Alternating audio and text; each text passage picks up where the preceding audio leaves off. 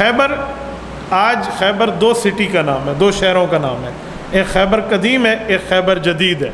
خیبر قدیم میں پرانا شہر ہے جہاں جنگ ہوئی ہے۔ خیبر جدید بہت خوبصورت سٹی ہے، میں نے کئی بار مدینہ منورہ سے سفر کر کے خیبر قدیم کو بھی اور جدید کو بھی وزٹ کیا ہے۔ حضور اکرم صلی اللہ علیہ وسلم یہاں تشریف لے گئے تو کتنے صحابہ ساتھ تھے؟ روایات میں آتے ہیں 1400 صحابہ کے ساتھ حضور علیہ السلام نے مدینہ منورہ سے 200 کلومیٹر دور خیبر کا سفر کیا ہے۔ یہ 1400 صحابہ کون تھے؟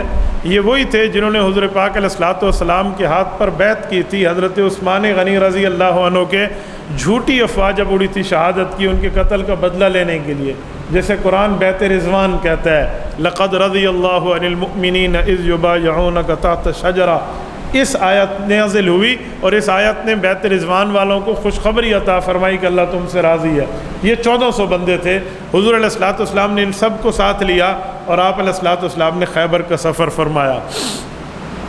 اچھا، جب خیبر اللہ کے رسول صلی اللہ علیہ وسلم گئے ہیں، یہاں سے آپ کو ایک بات ذہن میں رکھ لینی چاہیے کہ خیبر کسی ایک قلعے کا نام نہیں ہے، یہ تقریباً 90 کلومیٹر کا مربع میل کے اندر اندر ایک علاقہ ہے، کوئی ایک قلعہ نہیں ہے کہ خیبر میں صرف ایک قلعہ تھا۔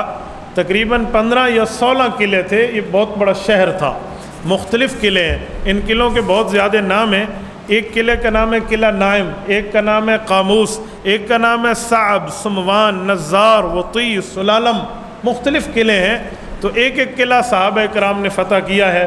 کچھ قلعے حضرت ابوبکر صدیق نے، کچھ حضرت عمر نے، کچھ حضرت زبیر نے، کچھ حضرت سعد بن عباد نے، خباب ابن منذر نے، اور جو سب سے بڑا قلعہ مرحب کا تھا وہ حضرت علی المرتضیٰ رضی اللہ عنہ نے۔ تو یہ ساری جنگ ہے، اس میں ایک ایک صحابہ نے اپنے اپنے موقع پر داد شجاعت بھی لی ہے اور کردار بھی ادا فرمایا ہے۔ جو مرحب کا قلعہ تھا، اس قلعے کا نام تھا قلعہ قاموس، یہ مرکزی قلعہ تھا، بڑا قلعہ شمار ہوتا تھا۔ تو اس قلعے کو فتح کرنے کے لیے حضور پاک علیہ الصلوۃ والسلام نے جب 1-2 بار کوشش فرمائی تو ایک دن اللہ کے رسول صلی اللہ علیہ وسلم نے فرمایا، کل صبح میں اس آدمی کے ہاتھ میں جھنڈا دوں گا جو اللہ سے بھی محبت کرتا ہے، اللہ اس سے محبت کرتا ہے، اور جو رسول اللہ سے پیار کرتے ہیں اور رسول اللہ اس سے پیار کرتے ہیں۔ تو اگلی صبح حضور علیہ السلام نے حضرت علی المرتضیٰ کو طلب فرمایا، لیکن حضرت علی المرتضیٰ کی آنکھوں میں پانی اترا ہوا تھا، اسے کہتے ہیں آشوب چشم۔ تو حضرت رسول اللہ صلی اللہ علیہ وسلم نے پھر بھی طلب فرمایا اور لعاب مبارک کو حضرت علی کی آنکھوں پر لگایا تو بالکل ٹھیک ہو گئیں، جیسے کہ تکلیف ہو ہی نہیں۔ حضور علیہ الصلوۃ والسلام نے ان کے ہاتھ میں پرچم دیا ہے۔ جنگ میں جھنڈا جو دیا جاتا ہے نا کسی کے ہاتھ میں، جھنڈے 2 قسم کے ہوتے ہیں، یہ میں آپ کو احادیث کا خلاصہ دے رہا ہوں۔ ایک کو کہتے ہیں لواء اور ایک کو کہتے ہیں رایا، 2 قسم کے جھنڈے ہوتے ہیں۔ لواء کہتے ہیں جو کمانڈر ان چیف کے ہاتھ میں ہوتا ہے، سب سے بڑی کمانڈ کر رہا ہوتا ہے، بڑا جھنڈا۔ اور ایک ہوتا ہے رایا، رایا اس پرچم کو کہتے ہیں جو بالکل چھوٹا ہو اور ایک دستہ قیادت کرے۔ حضور پاک علیہ الصلوۃ والسلام کے ہاتھ میں لواء تھا، بڑا پرچم اپنے پاس رکھا، ایک چھوٹا دستہ تشکیل دیا، اس کی قیادت حضرت علی کو دی اور ایک رایا ان کے سپرد فرمایا۔ جب حضرت علی المرتضیٰ وہاں تشریف لے گئے تو مرحب سے جب لڑائی ہوئی ہے نا، مرحب سے یہاں 2 صحابہ کی جنگ ہے۔ پہلے حضرت علی سے ایک پہلے صحابی ہیں، ان کی جنگ ہے جن کا نام عامر ابن اقویٰ ہے۔ یہ عامر ابن اقویٰ رضی اللہ عنہ حضرت سلمہ کے بڑے بھائی ہیں۔ ان کی جب مرحب کے ساتھ مٹھ بھیڑ ہوئی ہے نا تو مرحب نے ان کو شہید کیا ہے۔ وہ تلوار ان کی ڈھال میں گھس گئی تھی، مرحب کی تلوار کھینچنے کے لیے نیچے ہوئے تو اس نے حضرت عامر کے اوپر تلوار کا وار کیا اور وہ شہید ہو گئے۔ اس کے بعد پرچم تو حضرت علی نے خود سنبھالا ہوا تھا، تو پرچم ایک اور صحابی کو دے کر یہ سامنے آئے تو مرحب نے، وہ تو ایک صحابی کو شہید کر چکا تھا، اور اپنا روب دکھاتے ہوئے حضرت علی المرتضیٰ کہنے لگا۔ حضرت علی اس کے سامنے عمر میں بہت چھوٹے تھے، بالکل ایسے جیسے عام بچہ ہوتا ہے، لیکن ایمانی طاقت ہے نا، تو اس نے حضرت علی المرتضیٰ پہ روب ڈالنے کے لیے کہا کہ تم میرے مقابلے میں ہے، یہ خیبر کی بستی سے پوچھ لے کہ میں کون ہوں، میری طاقت کیا ہے، ایسے میرے مقابلے میں نہ آنا۔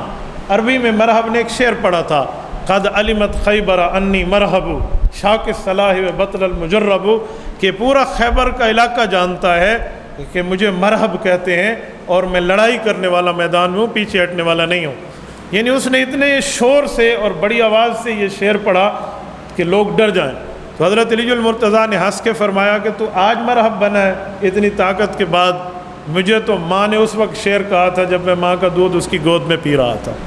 حضرت علی المرتضیٰ کے اشعار ہیں، فرمایا ان الذی سمتنی امی حیدرا کلیس الغابات کریہ المنظرا، مجھے تو ماں نے بچپن سے شعر کہا تھا، اور میں بتاؤں گا کہ تو نے جنگل کے شعر کا مقابلہ کیا یا اللہ کے شعر کا مقابلہ کیا۔ اس پر پھر اسے غصہ آیا کہ بچہ ہے، چھوٹا ہے، اور میرے چیلنج کے جواب میں چیلنج کر رہا ہے، ڈر نہیں رہا۔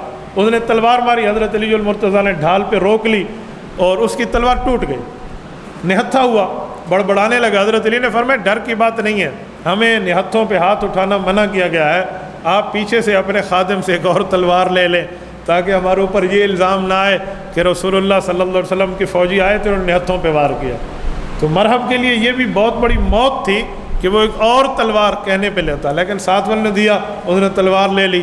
اگلی تلوار بھی اس کے ہاتھ سے جب گئی تو حضرت علی نے فرمایا موت اتنی بھی مہلت نہیں دیتی جتنی تجھے مل رہی ہے۔ پہلے وار پہ مرحب دو ٹکڑے ہو گیا اور وہ وہاں گر گیا۔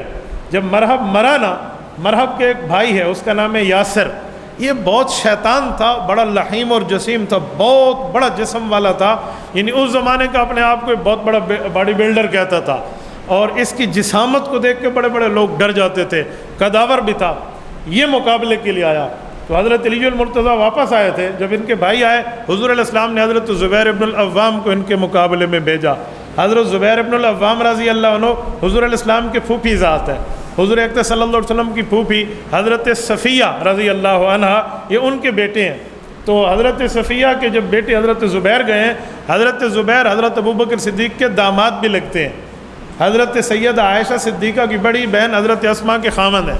یہ اس یاسر کے مقابلے کے لیے گئے تو یاسر ان کے مقابلے میں بھی شعر پڑھ رہا تھا۔